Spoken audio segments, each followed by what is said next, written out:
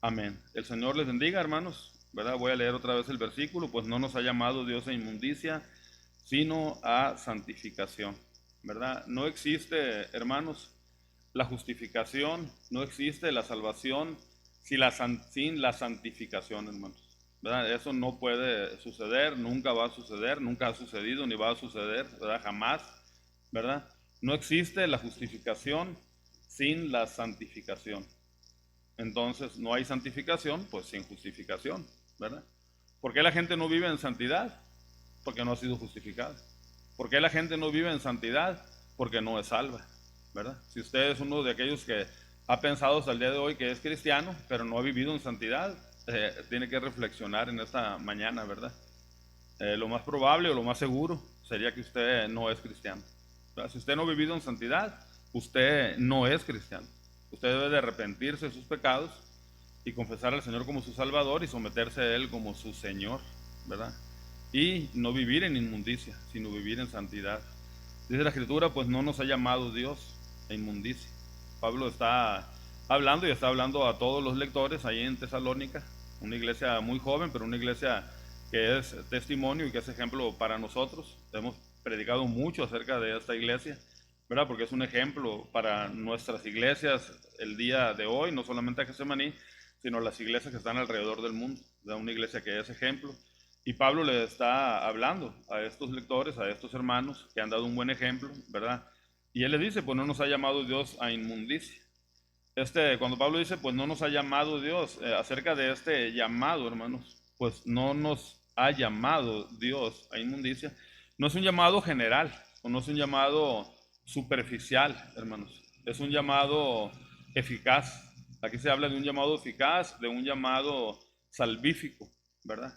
Las personas que ha llamado el Señor han sido salvas, ¿verdad? Han sido salvas. Él está hablando de personas salvas que están en la iglesia, en Tesalónica, la mayoría de ellos salvas, ¿verdad? No hay un reproche en la carta, el apóstol Pablo no empieza luego a exhortarlos, al contrario, ¿verdad? El apóstol Pablo incluso les elogia, ¿verdad? Ahí en el capítulo 1, versículo 6 dice, y vosotros vinisteis a ser imitadores de nosotros y del Señor, recibiendo la palabra en medio de gran tribulación con gozo del Espíritu. Dice el versículo 7 del capítulo 1 ahí de Primera de Tesalonicenses, dice, de tal manera que habéis sido ejemplo a todos los de Macedonia y de Acaya, que han creído. Porque partiendo de vosotros ha sido divulgada la palabra del Señor, no solo en Macedonia y Acaya, sino que también en todo lugar vuestra fe en Dios se ha extendido, de modo que nosotros no tenemos necesidad de hablar nada de eso.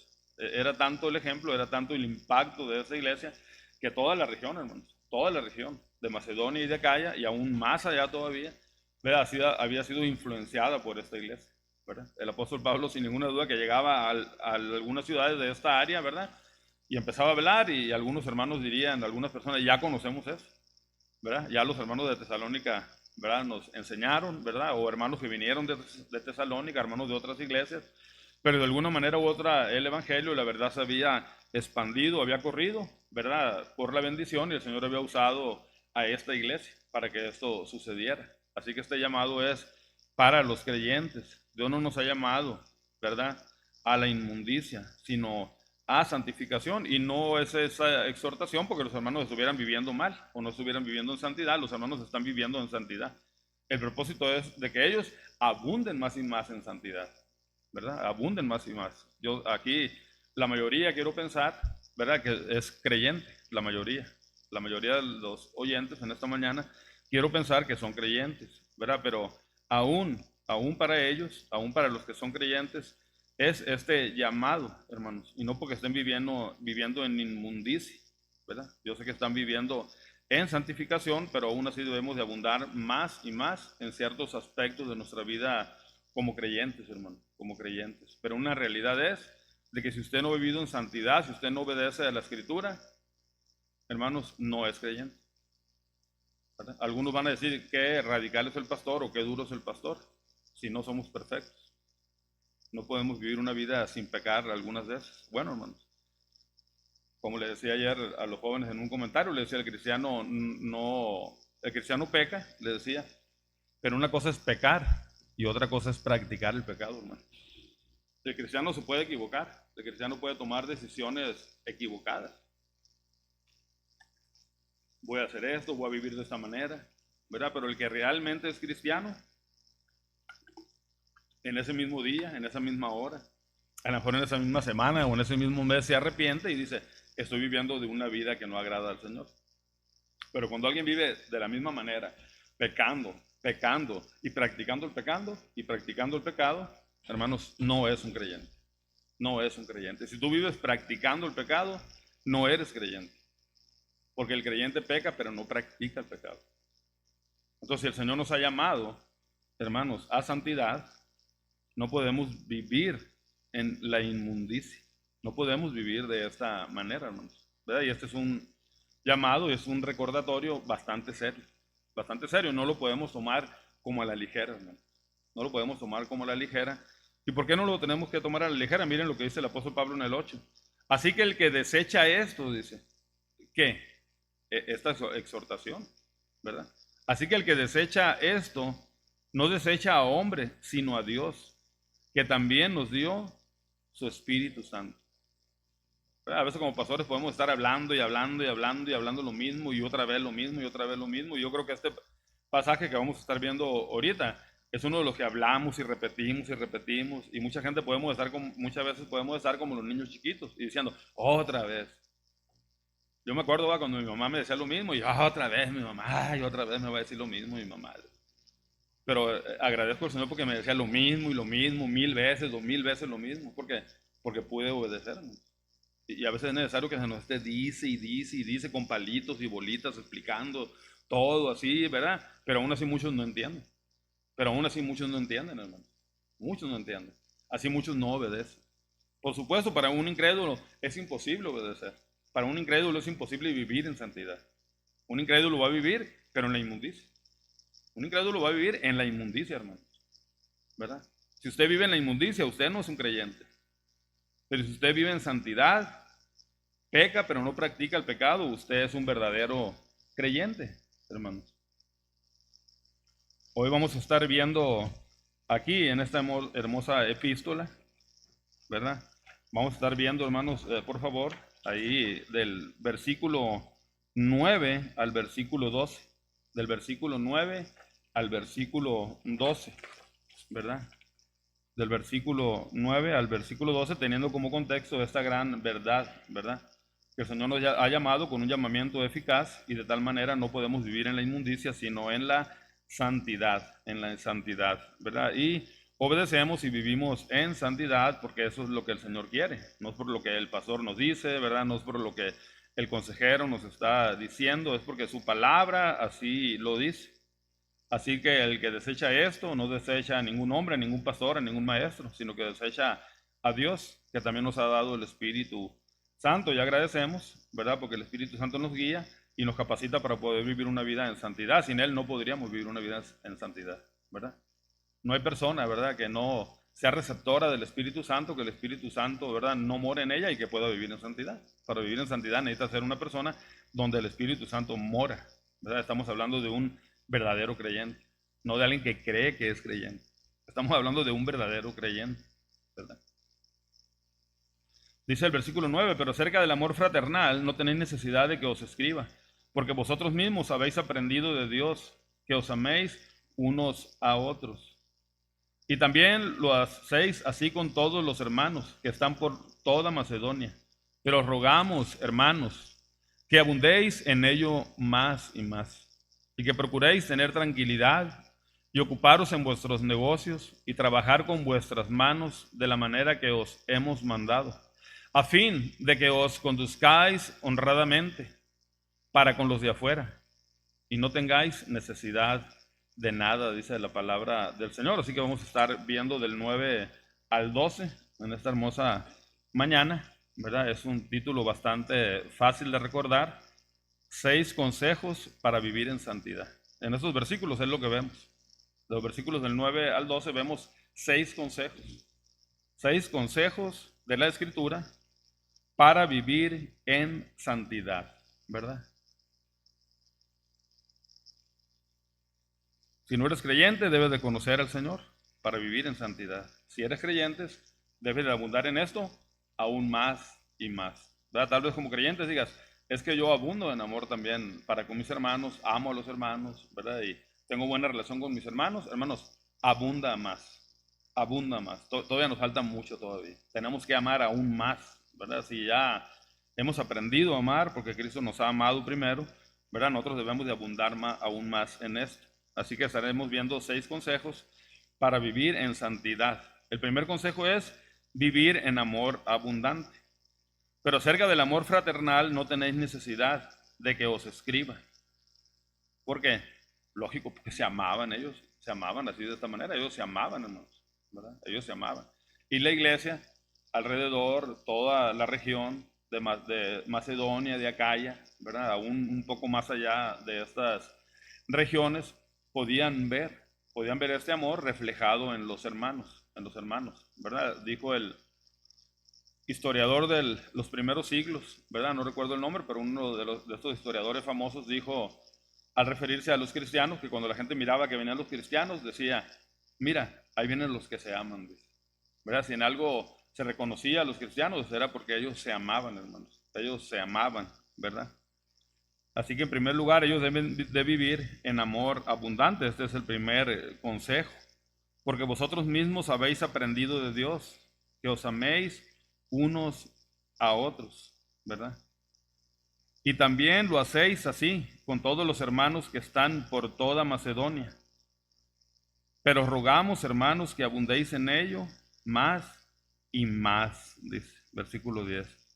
Os rogamos, hermanos, que abundéis en ello más y más. Ya se amaban, pero ellos tenían que abundar en ello más y más, hermanos. Y nosotros también como creyentes.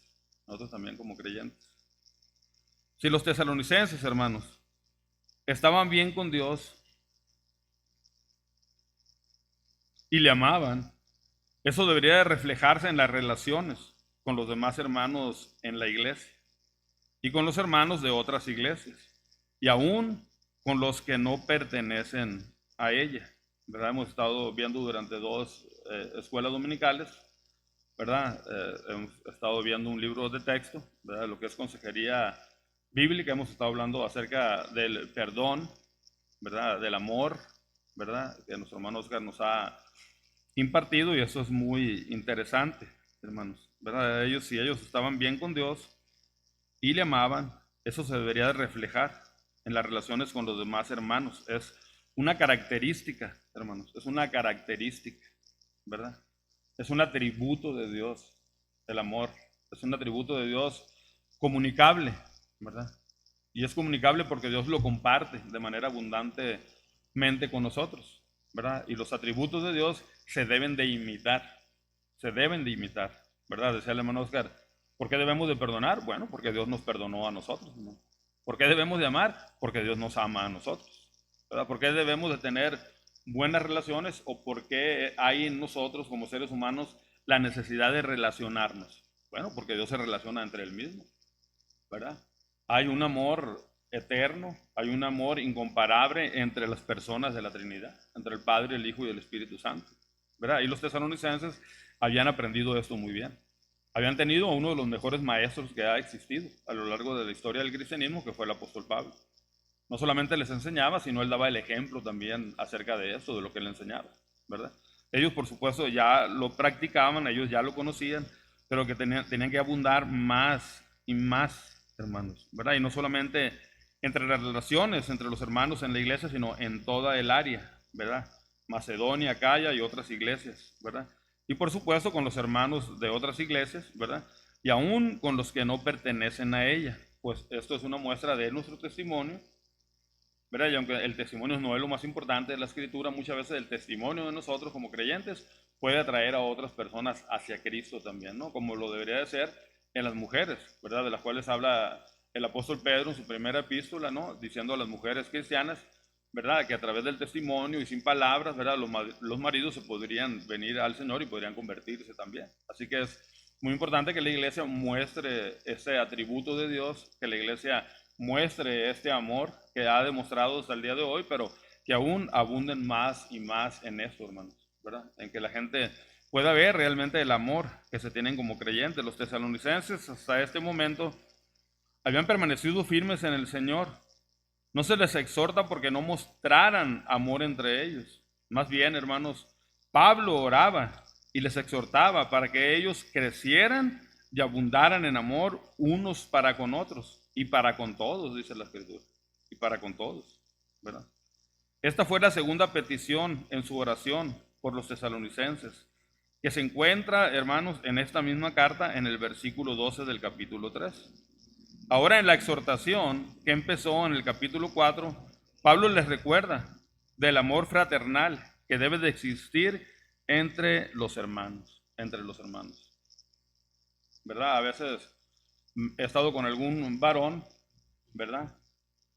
Y muchas veces la mayoría ni siquiera nos parecemos físicamente, ni en el tamaño, ni en el color de la piel, ¿verdad? En nada nos parecemos, físicamente no nos parecemos en absolutamente en nada, muy diferentes. Pero ha habido personas no creyentes y creyentes que me han llegado a preguntar, oye, yo no sabía que tenías un hermano. O sea, piensan que somos realmente hermanos de carne, por cómo nos llevamos, por cómo nos hablamos, por cómo miran ellos que nos amamos, ¿verdad? Y me han dicho, no, yo pensaba que era tu hermano, ¿en serio? Digo, no, Leo, no es mi hermano carnal, digo. Es algo mal, digo, es mi hermano en Cristo, digo. Es mi hermano en Cristo. Y eso es lo que la gente debe de ver. En eso es en lo que la gente se debe de confundir, hermano. O sea, qué buena confusión, ¿verdad? Qué buena confusión, ¿no? Las confusiones no son buenas, pero es una buena confusión, ¿verdad? Que tú estás platicando con un hermano de la iglesia, con un varón de otra iglesia, con un hermano de otro país, ¿verdad? De otra región, ¿verdad? Y que la gente piense que son hermanos carnales. O sea, ¿cómo se llaman? Mira, ¿quién iba a decir que no son hermanos? ¿Verdad? Yo pensaba que eran hermanos. Ellos deberían de amarse de esta manera. Y también los 6 así con todos los hermanos que están por toda Macedonia. Pero rogamos, hermanos, que abundéis en ello aún más y más, dice, ¿verdad? Y habla acerca del amor fraternal, hermanos, ¿verdad? No tenéis necesidad de que os escriba, dice. Era algo evidente, era algo que estaba siendo practicado en la iglesia. Amor fraternal, hermanos, viene de la palabra Filadelfia, ¿verdad? Y no del queso Filadelfia que tanto nos gusta, ¿no? Esta es una palabra griega, ¿verdad? Que es Filadelfia, y nos da la idea de un amor fraternal. Se refería originalmente al afecto por los familiares, pero en las Escrituras se usa para distinguir el amor entre los hermanos. Este verdadero amor bíblico siempre se expresa en actos de servicio para beneficios de otros, y no solamente en actos de servicio, sino en la manera de cómo nos hablamos, de cómo nos portamos, de cómo nos comportamos. Por eso esto puede confundir al mundo de esta manera, ¿verdad? De esta manera. Estos principios son tan básicos que Pablo sabía que eran evidentes para los cristianos en Tesalónica, hermanos. Los hermanos en Tesalónica habían aprendido de Dios a través de su palabra, a través de su palabra. O sea, no tenemos necesidad de esto. Sabemos que ustedes se aman, ustedes han aprendido de Dios. Han aprendido de Dios que se deben de amar unos a otros, ¿verdad? A través de su palabra. Al ser salvos y recibir el Espíritu Santo, el amor de Dios fue derramado en sus corazones, al igual que en los nuestros también, hermanos. Este amor es una evidencia de que le pertenecemos a Él, de que le pertenecemos a Él, ¿verdad? Tal vez como incrédulo puedas decir, ¿verdad? Si hay algún incrédulo aquí pueda decir, pero es que yo amo tanto, y es que yo ayudo tanto, y es que yo hago esto, yo hago lo otro, yo vengo y sirvo en la iglesia, yo hago eso, yo hago aquello, ¿verdad? Pero eso no es una evidencia de que eres un creyente, ¿verdad? Los incrédulos pueden hacer todo eso en la iglesia también, ¿verdad? Y a veces tratando de engañar a los líderes, al pastor, a los mismos hermanos, ¿verdad? También. No, mostrar amor hacia otras personas tiene que ser una evidencia, ¿verdad? Clara o única de que eres cristiano, ¿verdad? Conozco a incrédulos que muestran tanto amor, ¿verdad? Mi mamá y mi papá son incrédulos y cuando yo estoy con ellos, híjole, a veces como hermanos, digo, nos quedamos cortos, ¿no? Cuando mi papá y mi mamá expresan ese amor hacia mí, ¿verdad? Como te amo, me dicen, no solamente me dicen, sino lo demuestran a sus nietos, a mi esposa, ¿verdad? Pero aún así no son salvos, hermano. Aún así no son salvos, ¿verdad? Pero pueden mostrar amor también, ¿verdad? Romanos 5:5 Dice, porque el amor de Dios ha sido derramado en nuestros corazones por el Espíritu Santo que nos fue dado. Este amor es característico de la naturaleza divina que ahora poseen los hermanos, ¿verdad? Este amor es característico, hermanos, ¿verdad? Y muestra al Espíritu Santo morando en cada uno de ellos. Han aprendido de Dios y ellos lo ponen en práctica. Han aprendido de Dios y ellos lo experimentan, la gente lo puede ver. La gente lo puede ver. El amor de Dios es un atributo comunicable que nosotros imitamos primero amando a Dios en correspondencia mutua. Y en segundo lugar, el amar a otros imitando la manera en que Dios los ama, ¿verdad? Y en la que Dios nos ha amado, hermanos. Nuestra imitación del amor de Dios también se ve en nuestro amor a otros. Juan dice explícitamente, queridos hermanos, ya que Dios nos ha amado así, también nosotros debemos de amarnos los unos a los otros. Primera de Juan 4:11. El comentarista de apellido Grudem dice lo siguiente, leo la cita literal, lo que dice el hermano dice, es más nuestro amor a nosotros dentro de la comunión de los creyentes, que es muy evidente, una imitación de Cristo, que por ella el mundo nos reconocerá como de Cristo, como de Cristo, ¿verdad? ¿Por qué nos reconoce el mundo como de Cristo? Porque mira el amor que hay entre nosotros. Y la gente nos reconoce, ¿verdad? Como de Cristo. Termina la cita, hermanos. De este modo todos sabrán que son mis discípulos, si se aman los unos a los otros, dice el Señor en Juan 13:35. Dios mismo nos da de su amor para capacitarnos para que nos amemos unos a otros, Juan 17:26. Es más, nuestro amor para nuestros enemigos refleja de una manera especial el amor de Dios. Mateo 35:46-48, porque qué fácil es amar a los que nos aman. Qué fácil es servir a los que nos sirven. Pero a veces qué difícil es amar a aquellos que nos odian. A veces qué difícil es servir a aquellos que nunca nos han servido, hermanos. Pero aún el amor de Dios se muestra en los incrédulos, ¿verdad? Es más, nuestro amor para nuestros enemigos debe reflejar de una manera muy especial el amor de Dios, hermanos, ¿verdad? En Mateo 22:37-39, Jesús les dijo, amarás al Señor tu Dios con todo tu corazón, con toda tu alma y con toda tu mente. Eso resume rápidamente los 4 primeros mandamientos. Y continuó diciendo, amarás a tu prójimo como a ti mismo. Esta es la perfecta síntesis de los 10 mandamientos, hermanos, ¿verdad? Aquí están los 10 mandamientos, rapidito, ¿verdad? El que no ama a los hermanos o tiene problemas para hacerlo, tiene que considerar su vida como creyente, si en realidad es creyente. Primera de Juan 3:14 dice, el que no ama a su hermano permanece en muerte. El que no ama a su hermano permanece en muerte. He escuchado a algunos que dicen, es que me es muy difícil amar a los hermanos. Alguien me dijo una vez así, le dije, ¿y por qué es difícil amar a tus hermanos? Es que no es como yo quiero que sea. Pues qué suave, le digo. O sea, qué suave, ¿no? Que todos fueran como tú quisieras, ¿no? Pues ese es el amor, le digo, en que debemos de amarlo tal y como son, tal y como son, ¿verdad? Y en eso se muestra el amor dentro de la iglesia, en que aún todos somos tan diferentes, hermano, ¿verdad? A un hermano le gusta el azul, a uno el rojo, ¿verdad? A alguno le gusta lo picante, al otro no, lo dulce, lo amargo, ¿verdad?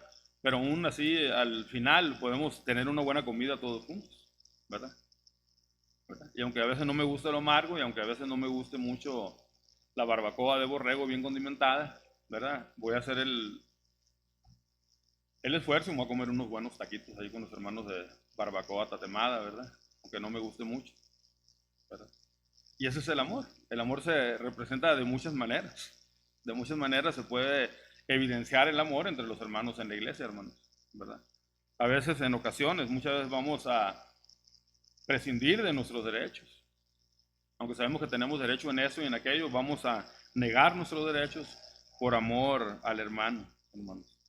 Regularmente cuando recordamos los días en los cuales un hermano decidió ser miembro de la iglesia, hacemos algunas preguntas. Por ejemplo, ¿qué fue lo que más te gustó de la iglesia?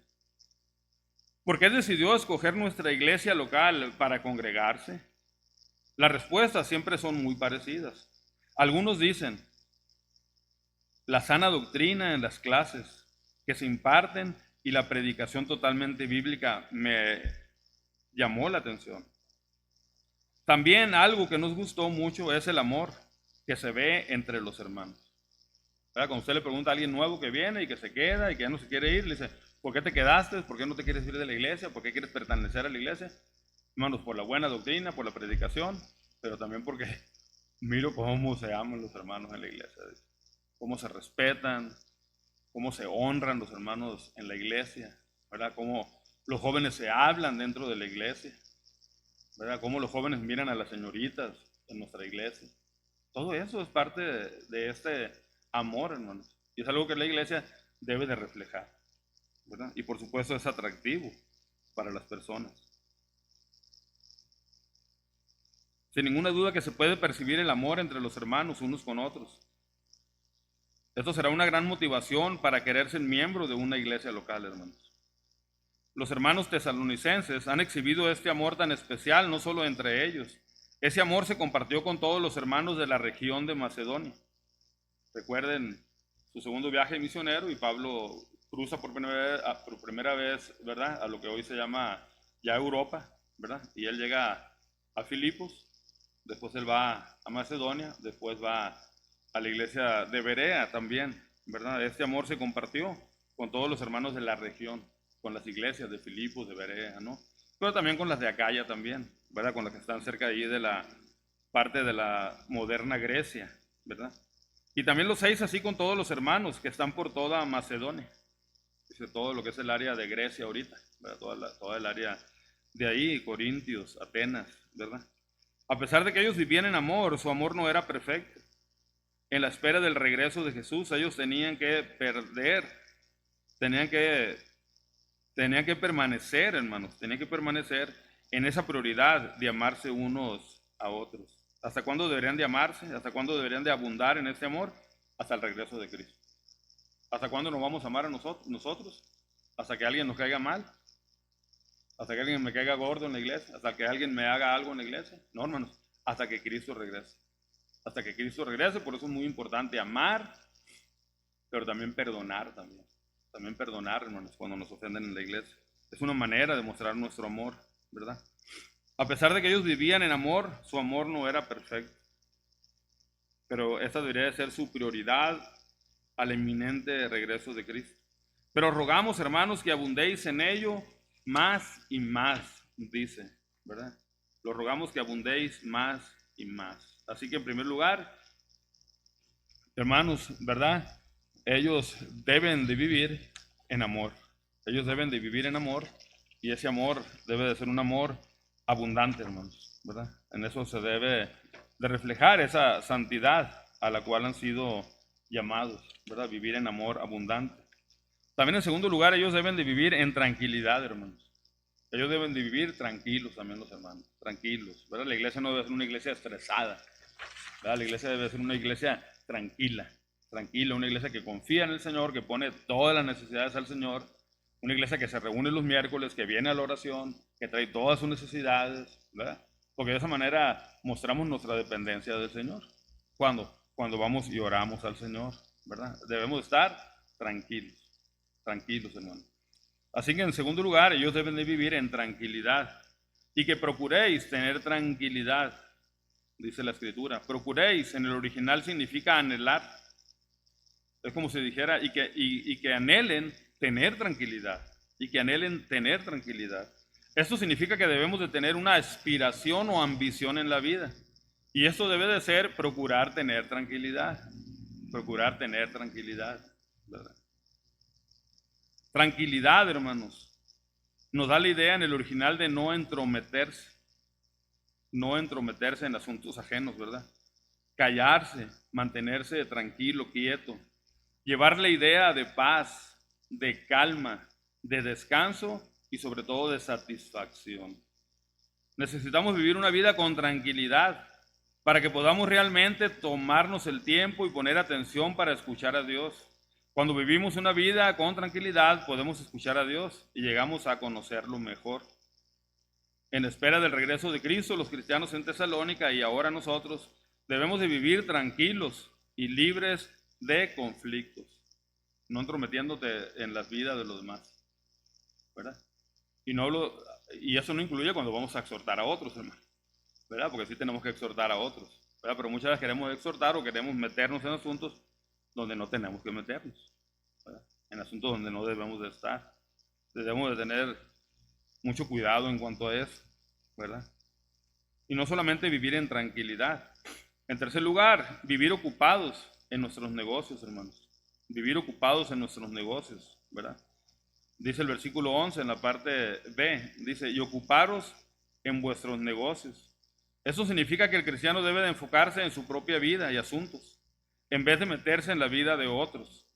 Ocuparos en vuestros negocios es un mandato bíblico.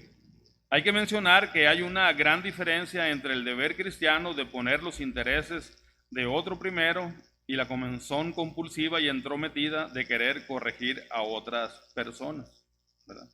Debemos de tener mucho cuidado, ¿verdad? Hay que mencionar que hay una gran diferencia en cuanto a eso, ¿no? Y muchas veces con el afán de que queremos aconsejar, de que queremos, ¿verdad? No lo hacemos, hermanos, realmente por eso. Lo hacemos porque queremos investigar, queremos conocer, queremos ir al chisme, al mitote, queremos ir ahí, ¿verdad? ¿Eh? Incluso hay hermanos en la iglesia que ni siquiera deberían de exhortar, hermanos, que ni siquiera deberían de confrontar, ¿verdad? El apóstol Pablo le dice a los romanos cuando les escribe la carta, ¿no? De que él está convencido de que ellos pueden exhortarse unos a otros, pero hay ciertos requisitos para exhortarse unos a otros. Uno tiene que tener conocimiento de la Escritura y siempre debe de ir con una actitud de bondad, ¿verdad? Y a veces no tenemos ni el conocimiento de la Escritura, ni es por bondad, por querer ayudar al hermano, es por otras motivaciones ahí medio raras, ¿no? Entonces debemos de tener mucho cuidado también, ¿verdad? No puedes ir con el hermano y decirle, hermano, te he visto que llegas tarde, ¿no? Llegaste tarde hoy, ¿no? Híjole. Y después el exhortado eres tú, ¿verdad? Hermanos, pues si tuercas, pues ¿qué pasó con usted? Pues si siempre llega tarde, o sea, ¿cómo me está exhortando para que llegue temprano, pues? ¿No? Y el exhortado sale regañado, ¿verdad? El exhortado no está viviendo una vida. El exhortado, el que exhorta no es un ejemplo para los hermanos, ¿verdad? Si el apóstol Pablo le dice ocuparos en vuestros negocios, ¿qué podemos decir del apóstol Pablo? Cómo se ocupaba de sus negocios, hermano. O sea, cómo él fue ejemplo, y no solamente él, sino el grupo misionero que andaba con él. Hermanos fieles, hermanos trabajadores, que se ocupaban en sus negocios. Debemos de ocuparnos en nuestras cosas y a la misma vez ayudando a los demás sin entrometernos al grado de querer controlar la vida de otros, ¿verdad? Solamente cuando sea algo necesario. Solamente cuando sea algo necesario, cuando vaya a ser algo bíblico y cuando vaya a hacer algo solamente para edificación, hermano. Para edificación, ¿verdad? A veces nos quieren exhortar y quedamos más tristes y más abatidos de lo que estábamos, ¿verdad? No, debe de ser con el propósito de exhortar y de animar y de edificar a los hermanos cuando vamos a entrar en algún asunto. Debemos de tener mucho cuidado y orar al Señor, ¿verdad? En cuarto lugar, vivir trabajando. Y trabajando con vuestras manos de la manera que os hemos mandado, ¿no? Y aquí faltó mandado y enseñado, ¿no? Porque el apóstol Pablo él mismo había enseñado, ¿no? Y la gente conocía que el apóstol Pablo en sus tiempos, cuando él podía, él hacía las carpas, él trabajaba con sus propias manos también para el sostenimiento. Y trabajar con vuestras manos, debemos de reconocer la dignidad y el honor del trabajo. El trabajo es el plan de Dios para el progreso de la sociedad y de la iglesia. Creemos en la trampa de Satanás cuando esperamos que las cosas lleguen fácilmente o cuando consideramos las bendiciones de Dios como una oportunidad para la flojera también. Según la historia, el trabajo manual era despreciado por la cultura griega antigua. Ellos pensaban que mientras mejor fuera el hombre, menos debía de trabajar. Qué cómodo, ¿verdad? Un comentarista dice, en contraste, Dios nos dio un rey, carpintero, apóstoles, pescadores y misioneros que construían tiendas. Los hermanos deben de ser ejemplo y deben vivir trabajando. También nosotros. O sea, no se debe reconocer a nadie de la iglesia de Getsemaní como un flojo o como una floja, ¿verdad? Vive con su papá, vive con su mamá, ¿verdad? Tiene cierta edad y no está trabajando. O sea, o está trabajando y no está aportando también para su casa, porque hay muchos que trabajan y no aportan nada para el hogar también. También eso está mal también, por supuesto. ¿verdad? Pero lo mínimo es que debes de estar trabajando. A los mismos tesalonicenses, Pablo les dijo en la segunda carta, en el capítulo 3 del 10 al 12, porque también cuando estábamos con vosotros os ordenamos esto: si alguno no quiere trabajar, tampoco coma, tampoco coma. O sea, si alguien no trabaja en la casa, que no coma. Aunque es algo duro, ¿no? Aunque es algo duro, ¿verdad? Tampoco coma. Porque oímos de algunos de entre vosotros que andaban desordenadamente, no trabajando en nada, sino entrometiéndose en lo ajeno, dice. A los tales mandamos y exhortamos por nuestro Señor Jesucristo que trabajando sosegadamente coman su propio pan. No hay nada más vergonzoso que un flojo bueno para nada, que no es útil y, como dicen los jóvenes, que no picha, no cacha, ni deja batear. O sea, no hace absolutamente nada. No hace absolutamente nada, hermano. Ni para él mismo, mucho menos para otros. Y que parece haber nacido solo para comer y para tomar. No más. Qué vergüenza, ¿verdad? Con esto. Los cristianos no deben de ser conocidos de esa manera. Ellos deben de estar trabajando con sus propias manos, de la manera que el apóstol Pablo y su grupo misionero les había enseñado y les había mandado. Les había mandado. En quinto lugar, ellos deben de vivir honradamente, versículo 12, a fin de que os conduzcáis honradamente para con los de afuera. Cuando combinamos el amor de nuestros hermanos con el trabajo, nos conducimos honradamente. Las personas que aún no son cristianas, los de afuera, verán nuestro ejemplo y serán influenciados a convertirse en seguidores de Jesús. No es lo más importante, repito una vez, lo he repetido muchas veces, no es lo más importante el testimonio. Lo más importante, si la gente se va a convertir, es a través de la Escritura. Pero el testimonio va a atraer a las personas a Cristo. El testimonio va a atraer a las personas de Cristo, pero ellos deben de conocer su palabra, hermano, ¿verdad? Un comentarista de apellido Yerbert comenta sobre honradamente. Él dice, literalmente dice, significa de buena manera, decorosamente, de manera honrosa, como para no causar ofensa. Los creyentes nunca pueden ser indiferentes al impacto producido por su ejemplo. Termina la cita. Como creyentes nunca podemos decir, es que no me interesa mi ejemplo para los demás. Es que no me interesa mi testimonio para los demás. Hay jóvenes que dicen que son cristianos y que dicen, a mí no me interesa, papá, a mamá, lo que diga la gente de la calle. A mí no me interesa lo que diga la gente, que porque me levanto a las 12 de la noche como pájaro loco, ¿verdad? Y salgo para afuera, ¿verdad? Sin bañarme, o sea, a mí no me interesa. No, como creyente debe de preocuparte de eso. Como creyente debe de preocuparnos eso. Debe de preocuparnos eso. En primera de Pedro 3:1, versículo que citaba ahorita, podemos ver que Pablo exhorta a las mujeres cristianas en cuanto a su conducta, para que ellas sean de buen testimonio para sus maridos inconversos, los de afuera, hermanos. Asimismo, vosotras mujeres estén sujetas a sus propios maridos, para que también los que no creen en la palabra sean ganados sin palabra por la conducta de sus esposos. Vivir honradamente será una gran influencia para toda la gente que nos rodea y para que la gente que nos rodea quiera seguir a Cristo. Siempre tenemos que tener en mente que el testimonio no es lo más importante, sino la palabra. Muchas iglesias llegan al extremo de cambiar la palabra de Dios, que es la que tiene el poder para cambiar vidas, por el testimonio personal. Por eso aquí no tenemos testimonios personales, ¿verdad? No nos orgullecen mucho los testimonios ni lo que éramos antiguamente, hermano. Todos estos consejos son dados con el fin de que los tesalonicenses pudieran ser maduros en la fe y pudieran, hermanos, en sexto lugar, vivir sin necesidad. Vivir sin necesidad en sexto lugar. Los tesalonicenses deben de obedecer las enseñanzas del Evangelio y seguir el ejemplo de sus maestros. Si lo hacen, no tendrán necesidad de nada, porque estarían creciendo espiritualmente. No dependerían de cristianos más diligentes o maduros para resolver sus problemas o asuntos, ¿verdad? No tienen que andar pide consejos, ¿verdad? Han aprendido del Señor, tienen la Escritura, están experimentando algún problema, alguna situación y van directamente a la Escritura, ¿verdad? Y la Escritura le da la solución, le da el alivio a esas situaciones. Esa era esta manera, ¿no?, de vivir sin necesidad de nada, ¿no? Sabemos que había necesidades físicas y las necesidades físicas eran suplidas, pero espiritualmente no tienen que tener necesidad de nada. ¿Por qué? Porque tenemos a la Escritura.